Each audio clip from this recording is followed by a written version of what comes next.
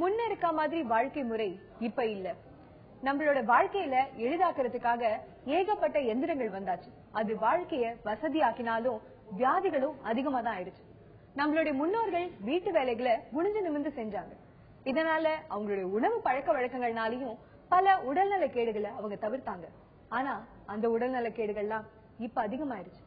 இதுக்காக உடனடியா அவங்க வாழ்ந்த மாதிரியே அந்த வாழ்க்கை முறையில இப்ப நம்மளால வாழ முடியாது. ஆனா ஒரு சில பழக்க வழக்கங்களை பின்பற்றினோம்னா, கடைபிடிச்சோம்னா பல உடல்நல உபாதைகள்ல இருந்து நம்மள நாம பாதுகாத்துக்கலாம். அது என்னென்ன அப்படின்னு விழிப்புணர்ச்சி ஏற்படுத்தும் ஒரு முயற்சி தான் நாடி.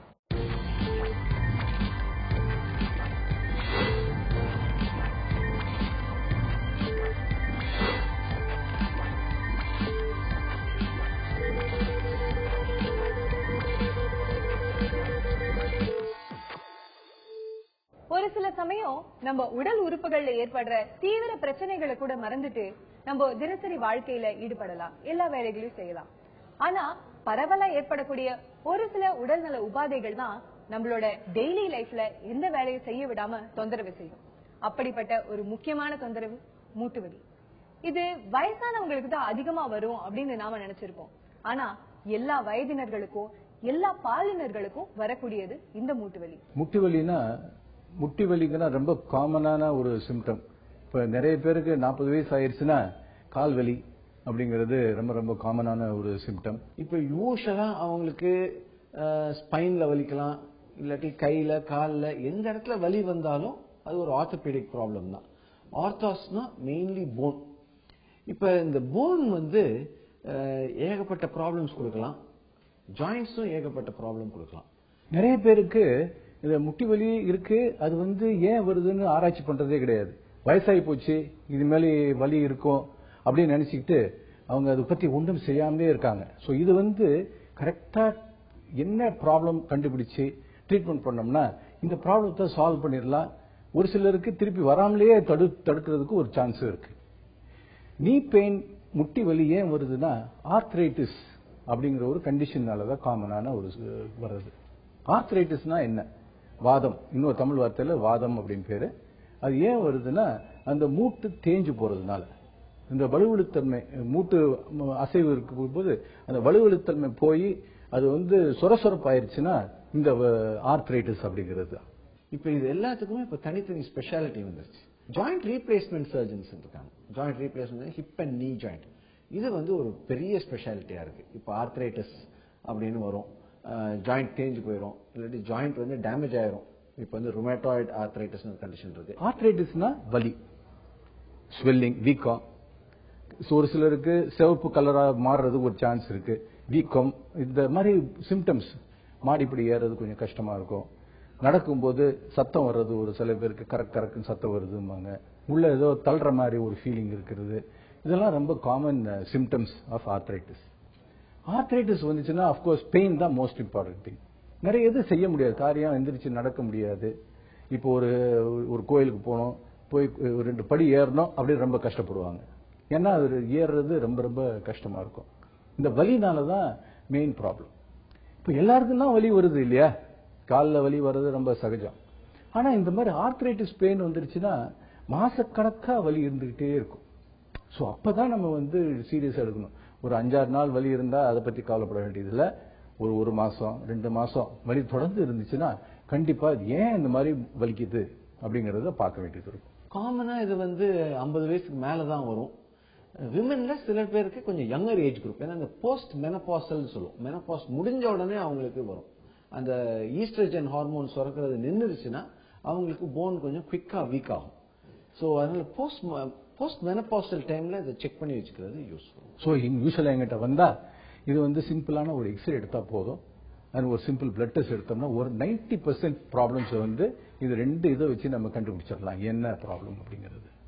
இந்த எக்ஸ்ரேல என்ன தெரியும்னா அந்த மூட்டு தேஞ்சு போனதை கிளியரா தெரிஞ்சிடும். இப்ப ரத்தமும் டெஸ்ட் பண்ணி பார்ப்போம். ஏன் இந்த ரத்தம் டெஸ்ட் பண்றோம்னா டிஃப்ரெண்ட் டைப்ஸ் ஆஃப் ஆர்த்ரைட்டிஸ் இருக்கு. இப்போ ஆஸ்டியோ ஆர்த்ரைட்டிஸ் இருக்குன்னா அவங்களுக்கு யூஸ்வலா எக்ஸ்ரே எடுக்கும். நிக்க வச்சு ஒரு எக்ஸ்ரே எடுத்தோம்னா தெரிஞ்சிடும், முட்டி நேரா இருக்கா, வளைஞ்சிருக்கா, தேஞ்சு போயிருக்கா, எல்லாம் கிளியரா தெரியும். ருமட்டாய்டு ஆர்த்ரைட்டிஸ் நம்ம டயக்னோஸ் பண்றது பிளட் டெஸ்ட். யூஸ்வலா ஆன்டி-சிசிபின்னு ஒரு டெஸ்ட் இருக்கு, அதுல கிளியரா தெரிஞ்சிடும் உங்களுக்கு ஆர்த்ரைட்டிஸ் இருக்கா இல்லையான்னு. அதுல நம்மளுக்கு கிளியரா டயக்னோஸ் பண்ணிடலாம். பொதுவாவே வயசானதால தேய்மானத்தினால மூட்டு வலி ஏற்படும் அப்படின்னு நம்மள பல பேர் நினைச்சிருக்கோம். ஆனா வயதுல சிறியவர்களுக்கு கூட இந்த மூட்டு வலி வருது. மூட்டு வலி அப்படின்னு நம்ம ஜெனரலா சொல்லிடுறோம். ஆனா இந்த மூட்டு வலி என்னென்ன வகைப்படும், இதெல்லாம் எப்படி நம்ம வேறுபடுத்தி பார்க்கணுங்கிற தெளிவு வேணும். ஆர்த்ரைட்டிஸ் நீங்க பாத்தீங்கன்னா பேசிக்கா 2 டைப் ஆஃப் ஆர்த்ரைட்டிஸ் இருக்கு. ஒரு பிராட் இதா பாத்தீங்கன்னா ஒன்னு வந்து ஜாயிண்ட் தேய்றது, ஆஸ்டியோ ஆர்த்ரைட்டிஸ் சொல்லுவோம். இன்னொன்னு ஜாயிண்ட் டேமேஜ் ஆகுது, அது வந்து ருமட்டாய்டு ஆர்த்ரைட்டிஸ் சொல்லுவோம். இந்த ருமட்டாய்டு ஆர்த்ரைட்டிஸ்ல யூஸ்வலா நம்ம பாடியில இருக்கிற சைனோவியம்ங்கிற டிஷ்யூ வந்து வீங்கி போயிடும். அதுல இருக்கிற டிஷ்யூல இருக்கிற என்சைம்ஸ் வந்து ஜாயிண்ட்குள்ள லிபரேட் ஆகி ஜாயிண்டே கெட்டு போயிடும். இந்த ருமட்டாய்டு ஆர்த்ரைட்டிஸ் வந்து எல்லா ஜாயிண்ட்ஸும் இன்வால்வ் ஆகும். இந்த தேஞ்சு போற ஆர்த்ரைட்டிஸ் வந்து மூட்டு ஹிப் ஜாயிண்ட் தான் தேயும். காலில் வெயிட் பேரிங் ஜாயிண்ட்ஸ், அதாவது வெயிட் தாங்கக்கூடிய ஜாயிண்ட்ல தான் இந்த தேய்மானம் இருக்கும். பட் இந்த மாதிரி ருமட்டாய்டு ஆர்த்ரைட்டிஸ் எல்லா ஜாயிண்ட்ஸும் வர்றதுக்கு ஒரு சான்ஸ் இருக்கு. இது வந்து யங்கர் ஏஜ் குரூப், அதாவது வயசு கம்மியா 20 இருந்து 30, 40 வயசுக்குள்ள விமனுக்கு தான் வரும் இந்த ருமட்டாய்டு ஆர்த்ரைட்டிஸ். ஸோ இது கம்ப்ளீட்டா டிஃப்ரெண்ட். இது இந்த டீஜெனரேட்டிவ் ஆர்த்ரைட்டிஸ், ருமட்டாய்டு ஆர்த்ரைட்டிஸ் ரெண்டு completely different type of arthritis. ஒரு சில மூட்டு வலிகளை மேலோட்டமான சிகிச்சை முறைகளாலேயே குணப்படுத்திடலாம். இன்னும் சில மூட்டு வலிகளுக்கு அறுவை சிகிச்சை அவசியமா இருக்கும். இப்படி மூட்டு வலிகள்ல என்னென்ன வேறுபாடுகள் இருக்கு, இதுக்கெல்லாம் என்னென்ன சிகிச்சை முறைகள் இருக்கு? இப்ப யூஸ்வலா நீங்க பாத்தீங்கன்னா யங் ஏஜ்ல நம்ம போன்லாம் ஸ்ட்ராங்கா இருக்கும். நம்ம ஆக்டிவிட்டி கம்மி ஆக வயசாக அது கம்மி ஆகுது பாருங்க, அந்த டைம்ல வந்து எலும்பு கொஞ்சம் கொஞ்சமா மெலிய ஆரம்பிச்சிடும். கால்சியம்லாம் போன்ல இருந்து வெளியில வந்துடும். ஸோ போனை நம்ம நல்லா ஸ்ட்ராங்கா வச்சிருக்கணும்னா எக்ஸசைஸ் தான் பண்ணணும். எக்ஸசைஸ் பண்ணாம ஆக்டிவிட்டி பண்ணாம இம்பாக்ட் கொடுக்காம இருந்தோம்னா எலும்பு வந்து கொஞ்சம் கொஞ்சமா வீக் ஆயிரும், கால்சியம் கொஞ்சம் கொஞ்சமா போயிடும், எலும்பு ரொம்ப சாஃப்ட் ஆயிரும். ஸோ கீழே லேசா விழுவாங்க, ஏஜ் ஆக எலும்பு ஈஸியா முடிஞ்சிடும். மெயினா ஒரு ஆர்த்தோபெடிக் ஹாஸ்பிட்டல்ல காமனா பாக்குறதுன்னா பிராக்சர்ஸ் பேஷண்ட்ஸ் தான் வருவாங்க, அடிபட்டு வர பேஷண்ட்ஸ் தான் வருவாங்க. இது மெயினா ஓல்டர் ஏஜ் குரூப்பை பத்தி பேசுவோம். இந்த 80 இயர்ஸ்ல இருக்கிறவங்களுக்கு அவங்களோட போன்லாம் ரொம்ப வீக்கா இருக்கும். ஆஸ்டியோபோரோசிஸ் அப்படிங்கிற கண்டிஷன் இருக்கும் அவங்களுக்கு. ஸோ போன் வந்து ரொம்ப சாஃப்டா இருக்கும், எலும்பு மெலிதல்னு சொல்லுவோம் ஆஸ்டியோபோரோசிஸ். ஆஸ்டியோபோரோசிஸ்னா அந்த போன்ல இருக்கிற ஸ்ட்ரென்த் எல்லாம் போயிடும்.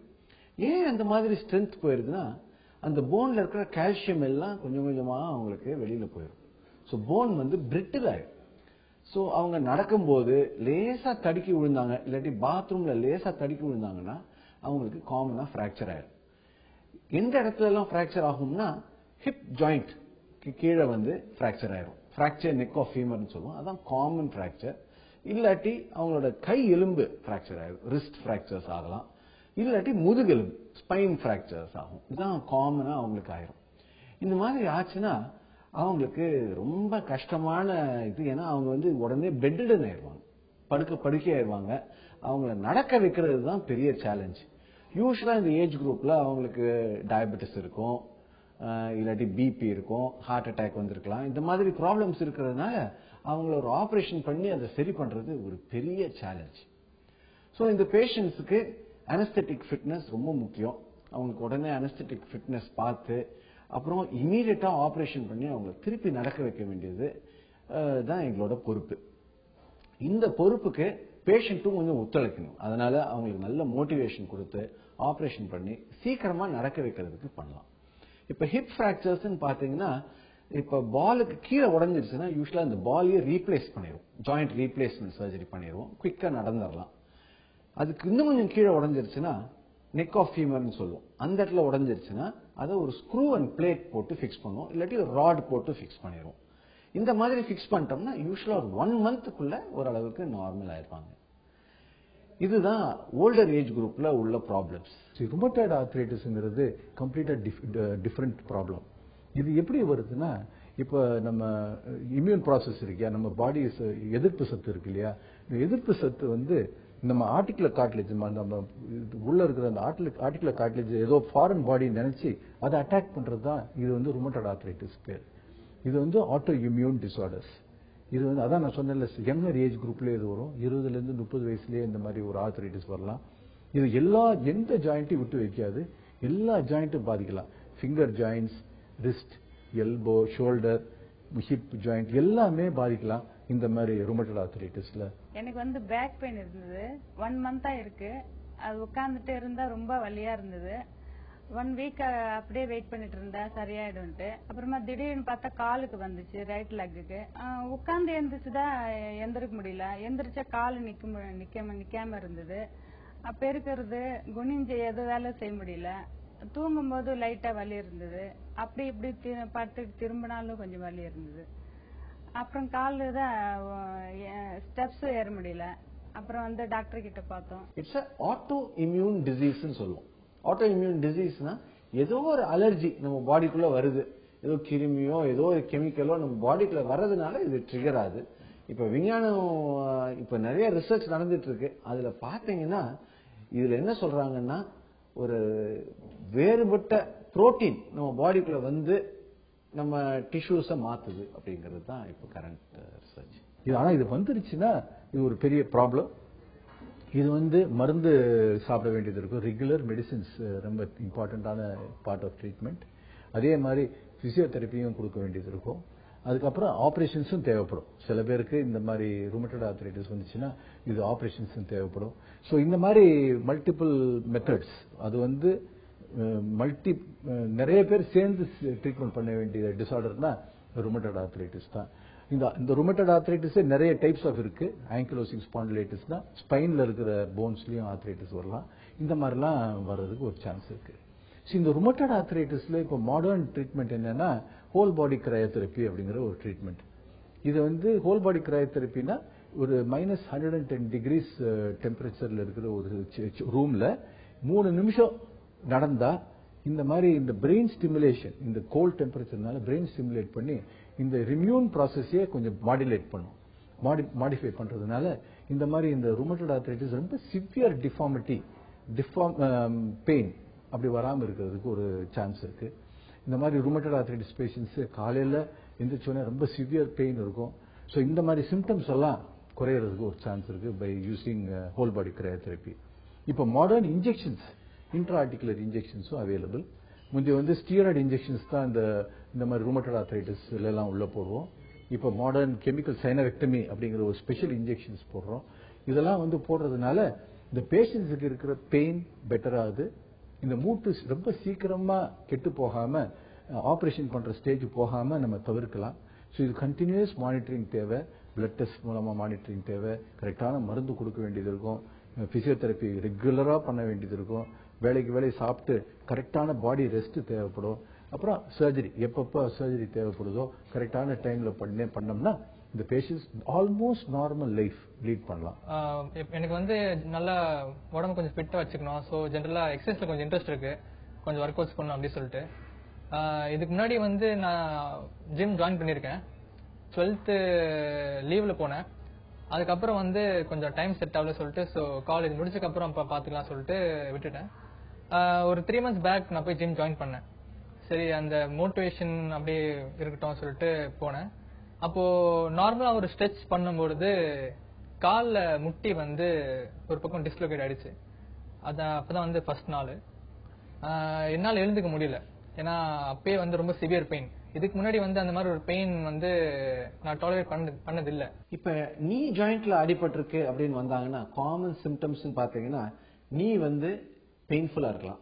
ஏதாவது ஒரு ஆக்டிவிட்டி பண்ணாங்க இல்லாட்டி ஒரு ஸ்போர்ட்ஸ் பண்ணாங்கன்னா பெயின்ஃபுல் ஆயிரும், வீக்கம் வரும்.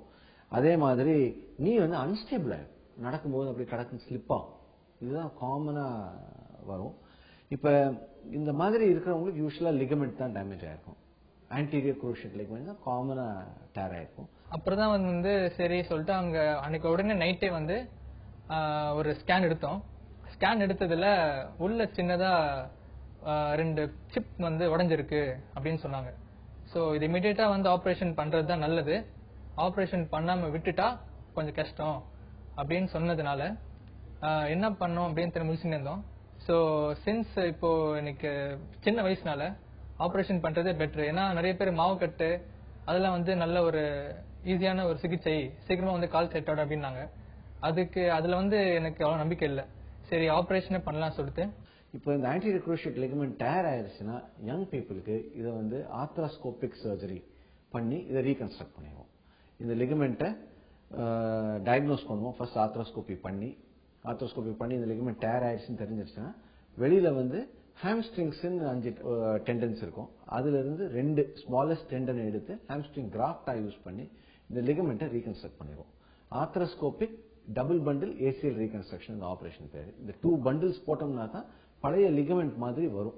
அதை நல்லா ஸ்டேபிளா நம்ம ஜாயிண்ட் ஆக்க முடியும். எனக்கு ஆபரேஷன் நடந்தது. அதுக்கு முன்னாடி வந்து டாக்டர் கன்சல்ட் பண்ணேன். இந்த மாதிரி டாக்டர் ஜிம் போன இடத்துல வந்து முட்டி போன் ஒரு பக்கம் டிஸ்லோகேட் ஆயிடுச்சு, என்ன பண்ணலாம் அப்படின்னு. அதுக்கு அப்போ டாக்டர் கேட்டாரு, இதுக்கு முன்னாடி வந்து உங்களுக்கு ஆக்சிடென்ட் ஆயிருக்கா, எதனால வந்ததுன்னு கேட்டாரு. நான் சொன்னேன் இந்த மாதிரி வந்து முன்னாடியே 2-3 வாட்டி ஆக்சிடென்ட் நடந்திருக்கு. அதுல வந்து எனக்கு ஒரு 1 or 2 டைம்ஸ் அந்த போன் நகர்ந்து இருக்கு. நானே வந்து சும்மா அந்த ரீலோகேட் பண்ணி வச்சுப்பேன். பட் ஆனா இந்த வாட்டி வந்து ரொம்ப பெயின் சிவியரா இருந்தது, என்னால எதுவும் பண்ண முடியல. ஸோ அப்படின்னு சொல்லும்போது ஓகே இது ஃபர்ஸ்ட் ஸ்கேன் பண்ணலாம் அப்படின்னு சொன்னாங்க. ஸ்கேன் எடுத்து பார்த்தபோது தெரிஞ்சது அது ஃபிராக்சரு, உள்ள வந்து சிப்ஸ் உடஞ்சிருக்குன்னு சொன்னபோது ஆர்த்தோஸ்கோபின்ற டெஸ்ட் மூலியமா இது நம்ம வந்து சரி பண்ணலாம் அப்படின்னு சொன்னாங்க. உடனே வந்து ஆப்ரேஷனுக்கு அரேஞ்ச் பண்ணியாச்சு. மார்னிங் ஆப்ரேஷன் நடந்ததுக்கு அப்புறம் ஒரு 1 வீக் வந்து நான் ஹாஸ்பிட்டல் பெட் ரெஸ்ட்ல இருந்தேன். ஆபரேஷன் ஆகி ஒரு ஃபர்ஸ்ட் டே அப்படின்னு பார்த்தா ஃபர்ஸ்ட் ரெஸ்ட்ல இருப்பாங்க. 4th டே 5th டே கொஞ்சம் கொஞ்சமா எக்ஸசைஸ் ஆரம்பிச்சிருவாங்க. நீயை வந்து ஃபுல்லா ஸ்ட்ரைட்டன் பண்ணி எக்ஸசைஸ், அப்புறம் நீ பெண்டிங் எக்ஸசைஸ். 10th டேல இருந்து கொஞ்சம் கொஞ்சமா ஸ்ட்ரென்தனிங் எக்ஸசைஸும் ஆரம்பிச்சிருவோம். டிஸ்சார்ஜ் போனதுக்கு அப்புறம் வீக்லி ஒன்ஸ் போல ஹாஸ்பிட்டல் வந்து இந்த ஸ்டிச்சஸ்க்காக வந்து நான் பார்க்க வருவேன். அந்த தையல் ஆறுற வரைக்கும் நீங்க எந்த விதமான ஆக்டிவிட்டிஸ் வந்து பண்ணக்கூடாது. அது செட் ஆனாதான் கொஞ்சம் கொஞ்சமா வந்து ஒர்க் அவுட்ஸ் எல்லாம் ஸ்டார்ட் பண்ணலாம் அப்படின்னு இங்க இருக்க டாக்டர்ஸ் அட்வைஸ் பண்ணாங்க. சரின்னு சொல்லிட்டு ஆப்ரேஷன் பண்ணி ஒரு 1 month கழிச்சு இங்க பிசியோ டிபார்ட்மெண்ட்டுக்கு வந்தேன். பட் இனிஷியலா வந்து அவங்க ஆப்ரேஷன் பண்ணும்போது காலில் ஒரு மாவு கட்டு வச்சிருந்தாங்க. அந்த மாவு கட்டு ஏன் வைப்பாங்க அப்படின்னா கால் வந்து எந்த விதமான அசைவுகள் இருக்கக்கூடாது அப்படின்ற ஒரு காரணத்தினால மாவு கட்டு வச்சிருப்பாங்க. ஏன்னா ஆப்ரேஷன் பண்ணி நம்ம ஏதாவது ஒரு சின்ன ஒரு அசைவு இருந்ததுன்னா ஏதாவது அந்த உள்ள போட்டுக்கிற அந்த வயரிங் ஏதாவது அசைஞ்சா கூட ஃபர்ஸ்ட்ல இருந்து ஆப்ரேஷன் பண்ற மாதிரி இருக்கும். ஸோ அதனால 10 days வந்து மாவு கட்டு இருந்தது. அண்ட் ஆஃப்டர் தட் பிசியோக்கு வந்தேன். பிசியோ டிபார்ட்மெண்ட் வந்ததுக்கு அப்புறம் ஜென்ரலா எக்ஸசைஸ் சொல்ல ஆரம்பிச்சாங்க. நானும் பண்ண ஆரம்பிச்சேன். பட் ஆனா இனிஷியலா வந்து கொஞ்சம் கஷ்டமா இருந்தது. ஏன்னா ஆப்ரேஷன் பண்ண கால் வீட்லயே வந்து 1 month எந்த விதமான அசைவுகள் இல்லாம இருக்கிறதுனால மசில்லாம் ரொம்ப வீக் ஆகி என்னால வந்து உடனே நார்மலா ரிகவர் ஆகி பண்ண முடியல. ஸோ கொஞ்சம் கொஞ்சமா வந்து எக்ஸசைஸ் பண்ண ஆரம்பிச்சேன். அதுக்கேற்ற மூலியம் வந்து அந்த கால் எனக்கு பழையபடி கொஞ்சம் கொஞ்சமா வர ஆரம்பிச்சது. இந்த ரீஹாபிலிட்டேஷன் ரொம்ப ரொம்ப இம்பார்ட்டன்ட். கொஞ்சம் டைம் எடுக்கும். நீ ரீஹாபிலிட்டேட் பண்ணி நார்மல் ஆகுறதுக்கு 6 மாசம். இந்த உள்ள போட்டிருக்கிற லிகமெண்ட்டுக்கும் பிளட் சப்ளை வந்து அது ஃபுல்லா ஸ்ட்ராங் ஆகி நார்மல் ஆகிறதுக்கு அதுவும் 6 months ஆகும். ஸோ 6 மாசம் வரைக்கும் நோ கான்டாக்ட் ஸ்போர்ட்ஸ் வந்து ரொம்ப கம்மியா தான் இருக்கும். ஸ்போர்ட்ஸ் வந்து ஆஃப்டர் 6 months. இந்த 6 months வரைக்கும் ரீஹாபிலிட்டேஷன் டைம் எடுக்கிறது வந்து ஏன்னா உள்ள வந்து எல்லா டிஷ்யூஸும் ஹீல் ஆகணும், மசில்ஸ் எல்லாம் ஹீல் ஆகணும், ப்ரோப்ரியோசெப்ஷன் எல்லாம் வரணும், ஜாயிண்ட்ஸ் வந்து ஃப்ரீயா மூவ் ஆகிறதுக்கு அவ்வளோ டைம். நம்ம எவ்வளவு கோல வந்து ஜென்ரல் எக்ஸசைஸ் பண்றோமோ அதை பொறுத்து இருக்கு. ஸோ நம்ம எக்ஸசைஸ் பண்ண நம்மளோட உடல் உறுப்புக்கு நல்லது. அட் த சேம் டைம் என்னால பழையபடி வந்து மற்ற ஆக்டிவிட்டிஸ் பண்ண முடியும் அப்படின்னாங்க. இப்போ ஜென்ரலா வந்து எனக்கு பிரச்சனை அப்படின்னு வந்து பெருசால எதுவுமே இல்லை. பழையபடி வந்து வண்டி எடுக்கிறது இல்லை, ரொம்ப எந்த ஒரு விஷயத்த வந்து ஃபாஸ்டா பண்றது இல்லை, கொஞ்சம் ஸ்லோவா தான் பண்ண முடியும். ஏன்னா கால் வந்து ரொம்ப முக்கியம். ஸோ வயசாக வந்து போன் கால் இன்னும் ஸ்ட்ராங் ஆகணும் தவிர அது வீக் ஆகி வடையறதுக்கு நான் ஒரு ஸ்டெப்பா இருக்கக்கூடாது. இப்ப எலும்புல வந்து வீக்னஸ் இருக்கா இல்லையான்னு கண்டுபிடிக்கிறது ரொம்ப கஷ்டமானது. அதுக்கு நார்மலா சிம்டம்ஸே இருக்காது. நீங்க பாத்தீங்கன்னா வலி இருக்காது, ஒரு ப்ராப்ளமும் இருக்காது. ஆனா கீழே லேசா விழுந்தாங்கன்னா உடஞ்சு போயிடும். இதை டயக்னோஸ் பண்ணணும் அப்படின்னா நம்ம டெக்ஸா ஸ்கேன் ஒரு டெஸ்ட் இருக்கு. இதுல மட்டும்தான் தெரியும் எலும்போட ஸ்ட்ரென்த் எவ்வளோ அப்படின்னு கண்டுபிடிக்கிறது. அதனால ஒரு சர்டன் ஏஜ் 60 வயசு ஆயிருச்சு ஃபார் மென், விமனுக்கு ஒரு 55 ஆயிடுச்சுன்னா ஒரு டெக்ஸா ஸ்கேன் பண்ணி அவங்களுக்கு என்ன போன்ல எவ்வளவு ஸ்ட்ரென்த் இருக்கு அப்படின்னு நம்ம கண்டுபிடிச்சு வச்சுக்கிறது ரொம்ப யூஸ்ஃபுல்லா இருக்கும். உடல்ல எந்த ஒரு பிரச்சனையா இருந்தாலும் சரி, மருத்துவர்கள் கொடுக்கிற மருந்து சிகிச்சை முறைகள் தாண்டி நோயாளிகள் கண்டிப்பா அவங்க உடற்பயிற்சியும் உணவு கட்டுப்பாடு ரொம்பவே அவசியம்.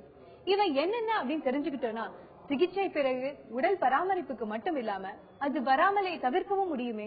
இப்ப ஆர்த்ரைட்டிஸ் தடுக்கிறது, ஆஸ்டியோ ஆர்த்ரைட்டிஸ் தடுக்கிறது ரொம்ப ரொம்ப ஈஸியானது சொல்றதுக்கு. ஆனா நம்ம நிறைய பண்ணணும்.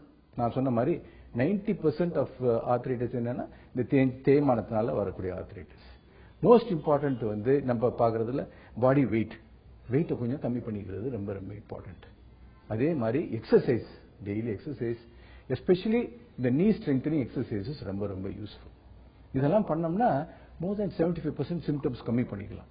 ஸோ பாடி வெயிட் வந்து ஐடியல் பாடி வெயிட்ல இருக்கணும். இப்போ வெயிட்டை குறை அப்படின்னு நம்ம ஒருத்தர் சொன்னோம்னா அது எவ்வளவு கஷ்டமான விஷயம் அப்படின்னு நம்மளுக்கு தெரியுது இல்லையா? வெயிட்டை குறைக்கிறதுக்கு ஃபர்ஸ்ட் வந்து ரெகுலரா எக்ஸசைஸ் பண்ணணும். எவ்ரிடே எக்ஸசைஸ் ரொம்ப ரொம்ப முக்கியம்.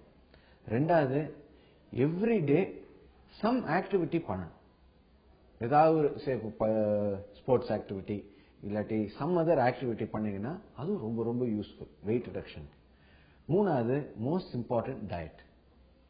டயட் நம்மளுக்கு தேவையானதை நம்ம சாப்பிட்டு ஒரு கேர்ஃபுல் டயட்ல இருந்தோம்னா டெஃபினட்டா நம்ம வெயிட் குறையிறதுக்கு யூஸ்ஃபுல்லா இருக்கும். ஸோ இந்த ஹை யூரிக் ஆசிட் உள்ள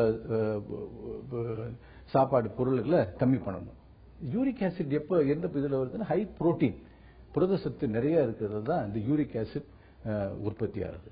ஸோ இந்த டயட்டை வந்து கேர்ஃபுல்லா பார்த்தோம்னா இந்த யூரிக் ஆசிட் லெவல்ஸ்னாலையும் இந்த ஆர்த்ரைட்டிஸ் வர்றது ஒரு சான்ஸ் இருக்கு. ஸோ இது ஒரு ரெண்டாவது காஸ். தேர்ட் காஸ் என்னன்னா வைட்டமின் டி டெஃபிஷியன்சினாலையும் ஆர்த்ரைட்டிஸ் வரலாம். நிறைய பேருக்கு வந்து டிஃபிஷியன்சி, வைட்டமின் டி டிஃபிஷியன்சி வருது. உங்களுக்கு எல்லாம் தெரியும் வைட்டமின் டி டெஃபிஷியன்சி வர்றதுக்கு காரணம் சன்லைட் எக்ஸ்போஷர், வெயில்ல படாம தோல்ல படாம இருக்கிறதுனால தான் வைட்டமின் டி டெஃபிஷியன்சி வருது. இந்த மாதிரி இந்த டெஃபிஷியன்சி தவிர்த்தோம்னா ஆர்த்ரைட்டிஸும் கம்மியாகும். ஸோ அதனால வைட்டமின் டியும் கரெக்டா நீங்க எக்ஸ்போஷர் டு சன்லைட். ஸோ இந்த சம்மரி வந்து எக்ஸசைஸ், டெய்லி எக்ஸசைஸ் பண்ணணும், மசில் ஸ்ட்ராங்கா வச்சுக்கணும். ரெண்டாவது எக்ஸ்போஷர் டு சன்லைட் ரொம்ப ரொம்ப இம்பார்ட்டன்ட். பாடி வெயிட்டை கேர்ஃபுல்லா பாத்துக்கிறது ரொம்ப ரொம்ப இம்பார்ட்டன்ட். இதெல்லாம் வச்சோம்னா இந்த ஆர்த்ரைட்டிஸே வராமலே போயிடலாம். ரொமட்டாய்டு ஆர்த்ரைட்டிஸ் தடுக்கிறது நம்ம கையில கிடையாது. ஆனா யூஷுவலா நம்ம ஒரு ஹெல்த்தி டயட் சாப்பிட்டு ஃப்ரெஷ் ஃப்ரூட்ஸ், ஃப்ரெஷ் வெஜிடபிள்ஸ் இதெல்லாம் சாப்பிட்டோம்னா ஆர்த்ரைட்டிஸை தடுக்கிறதுக்கு ஒரு வாய்ப்பு இருக்கு. மூட்டு வலிங்கிறது ஒரு பரம்பரை வியாதியோ ஒரு தொத்து வியாதியோ கிடையாது. நாம நம்ம உடலை ஒழுங்கா பராமரிக்காததுனால மட்டுமே வரக்கூடிய ஒரு நிலை. மூட்டு வலி வந்துட்டா அப்புறம் தினசரி வாழ்க்கையில நம்ம செய்யக்கூடிய வேலைகளை கூட நம்மளால ஒழுங்கா செய்ய முடியாத நிலைமைக்கு தள்ளப்படுவோம். இது வராம தவிர்ப்பது நம்ம கையில தான் இருக்கு. வரும் முன் காப்போம் நாடி.